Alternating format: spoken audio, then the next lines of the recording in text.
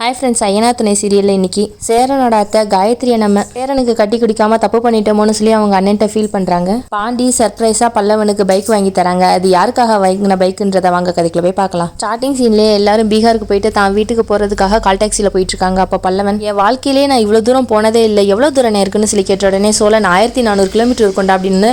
1400 அப்போ 2800 கிலோமீட்டர் நம்ம போயிட்டு வந்திருக்கோமா இந்த 4 நாள்னு சொல்லி கேட்குறாங்க. சோழன், ஆமாடா ரொம்ப தூரம் தான் அப்படின்றாங்க. உடனே பல்லவன், இருந்தாலும் நல்லா தான் இருக்கு என்னனே அப்படின்னு சொல்லி கேட்குறாங்க. உடனே இப்போ சோழன், ஏன்டா அதெல்லாம் எங்ககிட்ட கேட்க மாட்டியா, அவள்கிட்ட தான் கேட்கணுமா அப்படின்னு சொன்ன உடனே, நான் எதா இருந்தாலும் அண்ணிக்கிட்ட தானே சொல்லுவேன் என்னன்னி அப்படின்னு கேட்டோடனே, மறுபடியும் என்னடா அண்ணிட்டு அங்கேயே பேசுறேன்னு அடிக்கிற மாதிரி ஃபன் பண்ணிட்டு இருக்காங்க. பக்கம் சேரனோட அத்தையும் பெரியப்பாவும், இடம்லாம் ரொம்ப குப்பையா இருக்குல்லனே, ஆளுங்களை வச்சு கிளீன் பண்ணணும்னு சொல்லும்போது அவங்க அண்ணன், அவங்களும் தானே இதை யூஸ் பண்ணிட்டு இருக்காங்க, க்ளீன் பண்ணாதான் என்ன அப்படின்னு சொல்லி பேசிட்டு இருக்கும்போதே எல்லாரும் கால் டாக்ஸில கரெக்டாக வராங்க. உடனே சேரனோட அத்தை அவங்க அண்ணன் கிட்ட, வீட்டில் யாரும் இல்லையா, இப்பதான் வெளியே இருந்து வராங்களா அப்படின்னு பேசிட்டு இருக்கும்போதே சேரன் அவங்கள பார்த்துட்டு, எல்லாருக்கிட்டையும் அத்தையும் பெரியப்பாவும் வந்திருக்காங்கடா அப்படின்னு உடனே சோழன், இந்த கேரக்டர் ஏன் இங்கே வந்திருக்கு அப்படின்னு சொல்லி கேட்குறாங்க. உடனே சேரன், அவங்கள்ட்ட எதுவும் தப்பா பேசாதீங்கடா, ஒழுங்கா பேசுங்கன்னு சொன்ன உடனே சோழன், அது அவங்க பேசுறத பொறுத்து இருக்குன்னு சொன்ன உடனே, கொஞ்ச நேரம் அமைதியாக தான் இருங்களேன் அப்படின்னு நிலா சொல்றாங்க. உடனே சோழனும், சரிம்மா நான் மரியாதையாவே பேசுறேன் அப்படின்னு சொல்லிட்டு இங்கே வந்து அவங்க பெரியப்பா கிட்டேயும் அத்தைக்கிட்டேயும், என்ன எங்கள் வீட்டு பக்கம்லாம் வந்திருக்கீங்க, வீடு மாதிரி வந்துட்டீங்களான்னு நக்கல் அடிக்கிறாங்க. என்ன அவங்க பெரியப்பா, இந்த வீடு மட்டும்தாண்டா உங்களது, சுற்றி இருக்க இடம்லாம் என்னோடது, அந்த இடத்துல கூட நான் நிற்கக்கூடாதுன்னு சொல்லுவோம் போல, விட்டா இங்கே நிற்கிறதுக்கு பர்மிஷன் கேட்ப போலன்னு சொன்ன உடனே சொல்லணும், ஆமாம் உங்களெல்லாம் நம்ப முடியாதுல்ல, நாங்கள் வெளியே போன நேரமாக பார்த்து வீட்டுக்கு கீழே நீங்கள் சக்கரத்தை வச்சு இழுத்துட்டு போனாலும் போயிடுவீங்க அப்படின்னு சொன்ன உடனே அவங்க அத்தை ரொம்ப கோவமா, ஆமாம் பெரிய பேலஸை கட்டி வச்சிருக்கீங்க, நாங்கள் எடுத்து தூக்கிட்டு போயிடுவோம், சேரா அவன்கிட்ட சொல்லி வை, அவன் ஓவரா பேசிட்டு இருக்கான்னு சொன்ன உடனே சேரனு, கொஞ்சம் அமைதியா இருறா அப்படின்றாங்க. நீங்க அவன் பேசுறத பேச எடுத்துக்காதீங்கன்னு சமாதானப்படுத்துறாங்க. உடனே பெரியப்பா எல்லாரையும் பார்த்து, என்ன குடும்பமா சேர்ந்து ஊர் சுத்திட்டு வரீங்க போல அப்படின்னு சொல்லி கேட்டதுக்கு சோழன், நாங்க ஒண்ணு ஊர் சுத்த போல, பீகாருக்கு போய் அண்ணனுக்கு நிச்சயம் பேசிட்டு வந்திருக்கோம், அடுத்த வாரம் அண்ணனுக்கு நிச்சயம்னு சொன்ன உடனே பாண்டி, என்னமோ இந்த வீட்டுல கல்யாணமே நடக்காதுன்னு சொன்னீங்க, இப்ப எங்க வீட்டுல 2வது கல்யாணமே நடக்க போதே அப்படின்னு சொன்னோடனே பெரியப்பா வேகமா, ஓ உங்களுக்கு வீட்டுல கல்யாணம் நடக்க போதா, உங்க வீட்டுக்கு எவன்டா கல்யாணம் பண்ணி கொடுக்க போறதுன்னு சொன்ன உடனே, இல்ல அத்தைக்கு கூட அந்த பொண்ணு தெரியுமே, நம்ம குலதெய்வ கோயிலுக்கு வரும்போது அந்த பொண்ணை பார்த்துருப்பாங்களே, அதான் ஞாபகம் இல்லையா, இந்தா மறந்துட்டீங்களா, கல்யாணத்துக்கு கூட வந்தீங்களே அண்ணே சொல்லுனே அப்படின்னு சொல்லி சேரனையும் பிடிச்சி இழுத்து விடுறாங்க. உடனே சேரன், சும்மா இருறா அப்படின்றாங்க. உடனே அவங்க அத்தை, என்ன சேரா நிச்சயம் வரையும் போயிருக்கு, எங்கள்கிட்ட எல்லாம் ஒரு வார்த்தை கூட சொல்லல, சொல்லிதான் நாங்க தெரிஞ்சுக்கணுமான்னு சொன்ன உடனே அவங்க அண்ணனும், வீட்டில் இருக்கவங்க இவங்க என்னைக்குதான் மதிச்சிருக்காங்கன்னு சொன்ன உடனே சேரன், இல்ல பெரியப்பா திடீர்னு முடிவானது அதனால தானே சொல்லி இருக்கிறாங்க. உடனே சோழன், நிச்சயம் பீகார்ல நடக்க போகுது, உங்களுக்கு பீகார் எங்க இருக்குன்னே தெரியாது இல்ல, நேரம் இருந்தா வாங்கல, நாங்க உங்களுக்கு கூப்பிட்டு போறோன்றாங்க. உடனே அவங்க அத்தை கடுப்பாகி, ஆமா நீங்க கூப்பிடுவீங்கன்னு தான் நாங்க வெயிட் பண்ணிட்டு இருக்கோம், எங்களுக்கு வேற வேலை வெட்டியில போடா பெருசா வந்துட்டான்னு சொல்லி திட்டுறாங்க. உடனே சோழன், நிலா காதுல, இந்த நக்கலுக்கு மட்டும் இவங்களுக்கு குறைச்சலே இல்லை அப்படின்றாங்க. அதுக்கு நிலா, நீங்க மரியாதை பேசியிருந்தா அவங்களும் பேசியிருப்பாங்க, பேசாம சாவியை கொடுங்கன்னு சொல்லிட்டு சாவியை வாங்கி கதவை திறக்க போறாங்க. எல்லாரும் உள்ள போனதுக்கு அப்புறம் சேரன் அவங்க அத்தைகிட்டையும் பெரியப்பா கிட்டையும், முறையா நான் கண்டிப்பா வீட்டுக்கே வந்து கூப்பிடுறேன், அப்ப எல்லாரும் குடும்பத்தோட வாங்கன்னு சொன்ன உடனே அவங்க பெரியப்பாவும், சரி பாப்போம் அப்படின்னு சொன்னதும், சரி பெரியப்பா ஏன் வெளியே நிக்கிறீங்க, உள்ள வாங்க நான் இப்ப டீ போட்டு தரேன்னு சொல்லி உள்ள கூப்பிடுறாங்க. சேரனும் உள்ள போனதுக்கு அப்புறம், எப்படி திமிரா பேசிட்டு போறாங்க பாத்தியா அப்படின்னு சொன்ன உடனே அவங்க தங்கச்சி, மத்தவனுங்க ஒரு மாதிரி பேசினாலும் இந்த சேர பையன் நல்லா தானே நம்மள்ட்ட பேசுறான், ரொம்ப மரியாதை தெரிஞ்ச பையனேன்னு பாராட்டுறாங்க. உடனே அது என்னமோ உண்மைதான், அவன் ஒரு ஆள் இருக்கிறதுனாலதான் இந்த குடும்பமே குடும்பம் மாதிரி இருக்குன்றாங்க. ஏன் கஸ்தூரி, உண்மையாவே அவங்க நிச்சயம் பண்ண போறாங்களா அப்படின்னு சொல்லி சந்தேகமா கேட்குறாங்க. உடனே அவங்க தங்கச்சியும், இருக்கும்ண்ணே அந்த பொண்ணை நான் திருவிழாவில் வச்சு பார்த்தேன், இந்த பொண்ணாதான் இருக்கும்ண்ணே அப்படின்னு சொல்லிட்டு, இப்போ யோசிச்சா கார்த்தியா சொன்ன மாதிரியே நம்ம சேரனை கார்த்தியாவுக்கு கல்யாணம் பண்ணி வச்சிருக்கலாம்னு தோணுதுண்ணே. அவங்க அண்ணனை என்னம்மா சொல்ற அப்படின்னு சொன்னதுக்கு, என்னண்ணே சேரனுக்கு என்னென்ன குறைச்சலு, நம்மளைங்க மட்டும் இருக்கிற வீடுன்னு சொல்லிட்டு இந்த வீடை நம்ம வீடாவே மதிக்கலையேண்ணே, இந்த வீட்டுக்கும் ஒரு பொண்ணு வந்து நல்லா தானே வாழ்ந்துகிட்டு இருக்கா, கார்த்தியாகவே இங்கேயே கட்டி கொடுத்துருந்தா நம்ம கண்ணு முன்னாடியே இருந்திருப்பா, அவளை எங்கேயோ கட்டி கொடுத்து அவ வாழ்க்கையும் சரியில்லாம நம்ம கிட்ட வந்து இப்போ உட்காந்துருக்கானே, இதுவே சேரனை கட்டிக்கிட்டு இருந்தா ஆசைப்படவனே கட்டிக்கிட்டோன்னு சொல்லி நிம்மதியாவது இருந்திருப்பாளன்னு சொல்லி அழுகுறாங்க. அதை மீறியே ஏதாவது நடந்துருச்சுன்னா பக்கத்துலேயே இருக்கிறதுனால நம்மளும் என்ன எதுன்னு கேட்டு போலனே, வாழ்க்கை இப்படி போகணும்னு இருந்திருக்கேனேன்னு சொல்லி அழுகுறாங்க. உடனே அவங்க அண்ணனும், வீடு கஸ்தூரி நம்ம பார்த்துக்கலாம், கண்ணத்தோட முதல்ல நம்ம வீட்டுக்கு போகலான்னு சொல்லி அவங்க வீட்டுக்கு கூப்பிட்டு போறாங்க. அப்புறம் நிலா சாமி கும்பிட்றேன்னு ஊதுபத்தி ஆடு விளம்பரம் வேற. நெக்ஸ்ட் சீன்ல பல்லவன் பாய் வச்சு படுத்துக்கிட்டு இருக்கான். அதை பார்த்தா பாண்டி, ஒழுங்கா தலைவாணி வச்சு படுடா, இல்லாட்டினா நைட்டு வந்து கழுத்து வலிக்குதுன்னு சொல்லிட்டு இருப்பேன்னு சொன்ன உடனே பல்லவன், அட போனேன் எனக்கே உடம்பு வலிச்சிட்டு தான் இருக்கு, இப்பயும் எனக்கு ட்ரெயினில் போகிற மாதிரியே குஜுக்குன்னு காதில் கேட்டுக்கிட்டே இருக்குனே அப்படின்றாங்க. நேரத்தில் பாண்டிக்கு கடையில் வேலை பார்க்குற பையன் சீக்கிரம் வாங்கினேன்னு சொல்லி கால் பண்ணுறாங்க. அதை பார்த்து சொல்ல, நீ என்னடா கடையிலேருந்து காலா அப்படின்னு சொல்லி கேட்டுட்டு, ஆமாடா ஒரு நாள் 2 நாள்னா கடையில் இருக்க பையன் சமாளிச்சுக்குவான், 4 நாள்லடா அதனால கடைக்கு போகணும் அப்படின்றாங்க. சொல்லணும், எனக்கும் காலையிலேருந்து ஓனர் நிறைய தடவை கால் பண்ணிட்டாரா, இப்போ என் மேலே கேஸ் போட போகிறான்னு தான் தெரில அப்படின்னு சொன்ன உடனே பல்லவன் இருக்கு, அதான் உன்ட்ட ஆயுதம் இருக்குல்லனே, அதை வச்சு நீ தப்பிச்சுக்குவேன்னு சொன்ன உடனே, ஏன்ட்ட ஆயுதம் இருக்கா அப்படின்னு சொல்லி கேட்ட உடனே பல்லவன் அதான் உன் மூக்குக்கு கீழே ஒன்று இருக்கே அதை வச்சு நீ தப்பிச்சுக்கு வேணுன்னே வாயா அப்படின்றாங்க. ஆமாண்ணே உன் வாயை வச்சு நீ தப்பிச்சுக்குவேன்னு சொன்ன உடனே சரிடா தேங்க்யூடா அப்படின்றாங்க. பாண்டி சோழன் கிட்ட நிச்சய டேட்டா ஃபிக்ஸ் பண்ணிட்டோம், அடுத்து என்ன நம்ம பண்ணணும்னு சொன்ன உடனே அந்த நேரத்தில் நிலா வர்றாங்க. சோழன் இந்த மேட்டர்கிட்டே நீ கேளு அப்படின்றாங்க.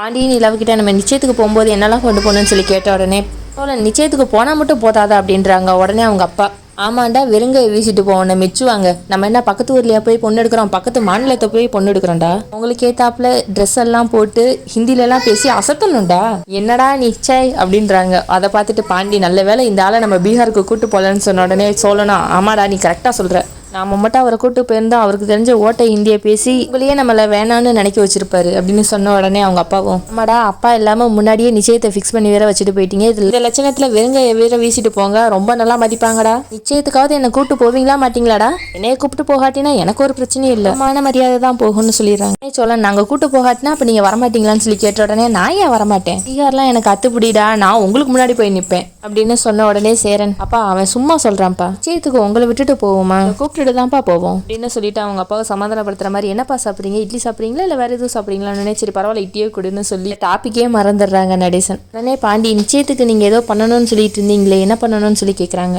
நிலாவும் அங்கிள் சொன்ன மாதிரி நம்ம நிச்சயத்துக்கு வெறுங்காய் விசிட்லாம் போக முடியாது, அவங்க ட்ரெடிஷ்னல் பிரகாரம் தான் பண்ணணும்னு சொல்கிறாங்க, ஸோ அதுக்கேற்றாப்புல நம்ம ட்ரெஸ் வாங்கணும்ல, அந்த மாதிரி ட்ரெஸ் எல்லாம் அண்ணனுக்கு ரெடிமேடில் கிடைக்கிறது ரொம்ப கஷ்டம், அதனால நம்ம மெட்டீரியலாக துணி வாங்கி தச்சிருவோன்றாங்க. அது மட்டும் இல்லாமல் பார்க்க தான் 5 நாள் இருந்த மாதிரி இருக்கும், அப்புறம் நமக்கு போகிறதுக்கே மறுபடியும் 2 நாள் ஆயிரும், அதனால் நாளெல்லாம் டக்குன்னு போயிடும், அதனால் ஃபஸ்ட்டு நம்ம ட்ரெஸ் வாங்கணும், அப்புறம் நிச்சயத்துக்கு மோதிரம் வாங்கணும், இதெல்லாம் தான் நமக்கு முக்கிய தேவைன்னு சொல்கிறாங்க. உடனே சோழனும் யோசிச்சு பார்த்துட்டு நீ சொல்கிற மாதிரியே பண்ணிடலான்னு சொல்கிறாங்க. ஆண்டி பல்லவனை பார்த்துக்கிட்டே போய் முதல்ல குளிச்சுட்டு வாடான்னு சொன்ன உடனே பல்லவன் நீ கடைக்கு போகிறேன், நான் வீட்டில் சும்மா தானே இருக்க போகிறேன், அதனால் நான் அப்படியே சும்மா படுத்துக்கிறேனேன்னு சொல்கிறாங்க. உடனே பாண்டி டே உனக்காக ஒரு சர்ப்ரைஸ் வச்சிருக்கேன்டா போய் குளிச்சுட்டு வான்னு சொன்ன உடனே இல்லை ஒன்றும் சர்ப்ரைஸா இப்பயே சொல்லுன்னு சொன்னேனே போய் முதல்ல குளிச்சுட்டு வாடா அப்புறம் சொல்கிறேன்னு சொன்ன உடனே சரிண்ணே நான் உடனே குளிச்சுட்டு வந்துடுறேன்ட்டு வேகமாக ஓடுறான். உடனே சோழன் பல்லவன் தான் குளிக்க போயிட்டான்லடா எங்ககிட்ட என்ன சர்ப்ரைஸ்ன்னு சொல்லுன்னு சொன்ன உடனே பாண்டியும் ஒரு வண்டி வந்துச்சு அதான் அவனுக்கு அதை வாங்கி கொடுக்கலாமான்னு சொல்லி யோசிச்சிருக்கேன்னு சொல்றாங்க. சோழன் கியர் வச்ச வண்டி அப்படின்னு கேட்ட உடனே சேரனதுக்கு கியர் வச்ச வண்டியெல்லாம் வேண்டாடா அவனுக்கு உங்களை மாதிரி எல்லாம் பொறுமையா ஓட்ட தெரியாதுன்னு சொன்ன உடனே பாண்டி கியர் வச்ச வண்டியெல்லாம் இல்லைனே பொண்ணுங்க ஓட்டுற மாதிரியான வண்டி தானே சொன்ன உடனே இல்லை அது என்ன பொண்ணுங்க ஓட்டுற வண்டி பசங்களுக்கு ஒன்று பொண்ணுங்களுக்கு ஒன்றுன்னு என்ன தனித்தனியாவா இருக்குன்னு சொன்ன உடனே பாண்டியும் பதறிக்கிட்டே இல்லைங்க நான் அப்படி சொல்ல வரல கியர் இல்லாத வண்டியெல்லாம் மேக்ஸிமம் கேர்ள்ஸ் தானே ஓட்டுவாங்க அதனால அப்படி சொல்ல வந்தேன்னு சொன்ன உடனே நிலா பொண்ணுங்களும் கியர் வச்ச வண்டி வைக்காத வண்டி எல்லாமே ஓட்டுவாங்கன்னு சொன்ன உடனே சோழன் வேலைக்கு போயிட்டு வந்த உடனே ஈவினிங்கே பாரு கியர் வச்ச வண்டி தான் ஓட்டி பழக போறா அதுக்கப்புறம் பாரு 4th கியர்ல தான் போவான்னு சொன்ன உடனே இங்கே நிலா முறைக்கிறாங்க. பாண்டி சோழனை பார்த்து டே கொஞ்சம் நேரம் வாயை மூடிட்டு தான் இறைடான்னு சொன்ன உடனே இல்லை நான் அவளை பாராட்ட தான் செஞ்சேன்னு சொன்ன உடனே பாண்டி நீ இப்படி தான் பாராட்டுவியா அப்படின்னு சொன்ன உடனே நிலா எனக்கு கற்றுக்கணும்னு தோணுச்சுன்னா நான் கற்றுக்குவேன் நீங்கள் சொல்லி தான் கற்றுக்கணும்னு எனக்கு ஒன்றும் அவசியம் கிடையாதுன்னு சொன்ன உடனே சேரன் தேவையாடா உனக்கு இதுன்னு சொல்லிட்டு இருக்கும்போதே பல்லவன் குளிச்சு முடிச்சுட்டு வராங்க. உடனே அதை பார்த்துட்டு என்னடா அதுக்குள்ளேயுமா குடிச்சிட்டு அப்படின்னு சொல்லி கேட்குறாங்க. ஆமாண்ணே சர்ப்ரைஸ் என்னன்னு சொல்லுனே அப்படின்னு சொன்ன உடனே போய் முதல்ல ட்ரெஸ் சேஞ்ச் பண்ணிட்டு வரான்னு சொல்லி அனுப்பிக்கிறாங்க. இப்போ இந்த நேரத்தில் சேரனுக்கு கால் வருது. சந்தா தான் கால் பண்ணியிருக்காங்கன்னு சொல்லி கொடுத்த உடனே சேரன் ஃபோனை கையில் வச்சுக்கிட்டு டேய் பாண்டி வண்டிக்கு எவ்வளோ ஆச்சுன்னு சொல்லு நான் அதை கொடுத்துறேன்னு சொன்ன உடனே அதெல்லாம் இருக்கட்டும் நான் பார்த்துக்கிறேன் நீ போய் ஃபோனை பேசுனேன்னு சொல்லி அனுப்பி வச்சிடுறாங்க. இந்த பக்கம் பல்லவன் ட்ரெஸ் சேஞ்ச் பண்ணி வந்ததுக்கப்புறம் என்னென்ன சர்ப்ரைஸ்ன்னு கேட்குறாங்க. உடனே பாண்டியும் அதுக்காக தாண்டா வண்டி ஒன்று பார்த்து வச்சிருக்கேன் அதை நீ பார்க்குறியா அப்படின்னு சொல்லி கேட்ட உடனே அஃப்கோர்ஸ்னே வானே போய் பார்க்கலான்னு சொல்லிட்டு 2 பேரும் கடைக்கு கிளம்பி போயிடுறாங்க. சோழன் நிலா கிட்ட வளைஞ்சிக்கிட்டே எல்லாரும் போயிட்டாங்க நம்ம மட்டும்தான் தனியாக இருக்கோம் அப்படின்னு சொல்லிக்கிட்டே நிலாவோட தொல்லை கையெழ போடுறாங்க. அவங்க உடனே கையை தட்டி விட்டு அவங்க வீட்லேயே இன்னொரு பெட்ரூம் இருக்குல்ல அதுக்குள்ளே போய் பார்க்குறாங்க. சோழன் என்ன கையை கூட போட விட மாட்டேங்கிறாங்கன்னு சொல்லி புலம்பிக்கிட்டு இருக்காங்க. அங்கே நிலா உள்ள வாங்கன்னு சொல்லி கூப்பிட்றாங்க. சோழன் வந்தது இந்த ரூமை பார்த்தீங்களா நம்ம அப்பா ரெடி பண்ணது இப்போ எப்படி ஆயிடுச்சுன்னு பார்த்தீங்களா அப்படின்னு சொன்ன உடனே ஏன் இந்த ரூமுக்கு என்ன நல்லா தானே இருக்குன்றாங்க. இந்த ரூமில் அங்கங்கே ஓட்டெல்லாம் இருக்குது அதை முதல்ல பூசணும். அந்த ஜன்னலை பாருங்க மூடவும் மாட்டேங்குது திறக்கவும் மாட்டேங்குது அதெல்லாம் சரி பண்ணணும்.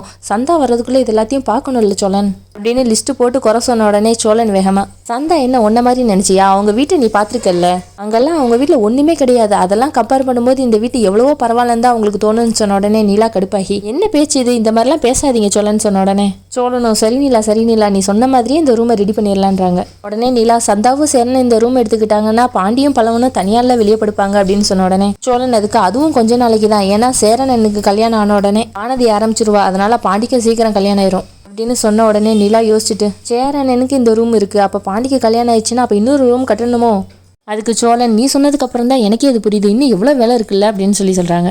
திருவண்ணாமலையில் நீ ரொம்ப ஜாலியாக இருந்த இங்கே கூப்பிட்டு வந்து உன் தலையில் நிறைய பாரத்தை இறக்கி வச்சுட்டேன்ல அப்படின்னு சொல்லி ஃபீல் பண்ணுறாங்க. உடனே நிலா அப்பெல்லாம் எதுவும் இல்லைன்னு சொல்லுவாங்கன்னு பார்த்தா ஆமாம் என்ன பண்ணுறது கல்யாணம் பண்ணி தொலைச்சிட்டேன்னு சொல்லி சலிச்சுக்கிட்டே போகிறாங்க. உடனே சோழன் நின்னுது கல்யாணம் பண்ணி தொலைச்சிட்டேன் வய நிலா அப்படின்னு சொல்லி கூப்பிட்டுட்டே பின்னாடி ஓடி வராங்க. அதுக்குள்ள அவங்க அப்பா நடுவில் கிராஸ் பண்ணி போறாங்க. உடனே நம்ம இவரை மறந்துட்டோமா, சரி போங்கன்னு சொல்லி அனுப்பி வைக்கிறாங்க. உடனே நிலா அதுக்குள்ள உள்ள இருந்து பேக் எடுத்துட்டு வந்துட்டு நான் வேலைக்கு போறேன்னு சொல்றாங்க. இன்னும் கொஞ்சம் நேரம் வெயிட் பண்ணலாமேன்னு சொன்னதுக்கு நீங்க வேணா வெயிட் பண்ணுங்க, எனக்கு நிறைய வேலை இருக்கு, நான் போறேன்னு சொன்ன உடனே சோழனோட அப்பாவும் நானும் அந்த பக்கமாக தான் போகிறேன், நீ வா உன்னை கொண்டு போய் விட்டுறேன்னு சொல்கிறாங்க. உடனே சோழன் வாய் வச்சுட்டு சும்மா இல்லாமல் என்ன அந்த ஓட்டர் சைக்கிளையா கூட்டு போகிறீங்கன்னு சொன்ன உடனே உங்கள் அப்பா கடுப்பாகி உனக்கெல்லாம் நீதாம்மா சரின்னு சொல்லிட்டு கூட்டு போயிடுறாங்க. இங்கே பாண்டியும் பல்லவனும் கடைக்கு வந்ததுக்கப்புறம் பாண்டி கடையில் வர பார்க்குற பையன்ட்ட நான் இல்லாமல் சமாளிச்சிட்டியான்னு சொன்ன உடனே ஓரளவுக்கு சமாளிச்சேனேன்னு சொல்லி பேசிகிட்டு இருக்காங்க. பல்லவனும் கடையில் வேலை பார்க்குற பையன்ட்ட என்னென்ன நல்லா இருக்கீங்களான்னு சொன்ன உடனே நல்லா இருக்கேன்ப்பா, நீ நல்லா இருக்கியா, என்ன அடிக்கடி முன்னாடியெல்லாம் கடைக்கு வருவேன் இப்போல்லாம் வரதே இல்லைன்னு சொன்ன உடனே பாண்டி எதுக்கு படிக்கிற பையனை போய் கடைக்கு வர சொல்கிற அப்படின்னு சொன்ன உடனே பல்லவன் என்னென்ன எப்போ பார்த்தாலும் படிச்சுக்கிட்டேவா இருக்கேன் அப்படின்னு சொல்லிட்டு கடையில் வேலை பார்க்குற பையன்ட்ட என்ன சொல்கிற மாதிரிலாம் இல்லைன்னா இனிமேல் நான் வரேன்னு சொல்கிறாங்க. உடனே பாண்டி ஏன்டா அப்போ நீ படிக்கிறதே இல்லையான்னு சொல்லி கேட்ட உடனே பல்லவன் ஏன்னா நீ அதுக்காக கூப்பிட்ட வண்டி காமிக்கணும்னு தானே சொன்னேன், அதை முதல்ல காமினேன் அப்படின்றாங்க. உடனே பாண்டியா அந்த வண்டியை ஓப்பன் பண்ணி காமிச்ச உடனே பல்லவனுக்கு செம ஹாப்பி. இதோட இன்னைக்கு எபிசோடு முடியுது. நாளைக்கு ப்ரமோல வானதி பாண்டி கடைக்கு வந்து எனக்காக ஒரு வண்டி வாங்கி வச்சிருக்கேன்னு சொன்னீங்க, அது எங்கன்னு சொல்லி கேட்குறாங்க. இதோட ப்ரமோ முடியுது. இன்னைக்கு எபிசோட பற்றி நீங்கள் என்ன நினைக்கிறீங்கன்றதை கமெண்ட்ல சொல்லுங்கள். அப்படியே ஒரு சப்ஸ்கிரைப் பண்ணிடுங்க. நாளைக்கு எபிசோட நாளைக்கு பார்க்கலாம். Bye friends.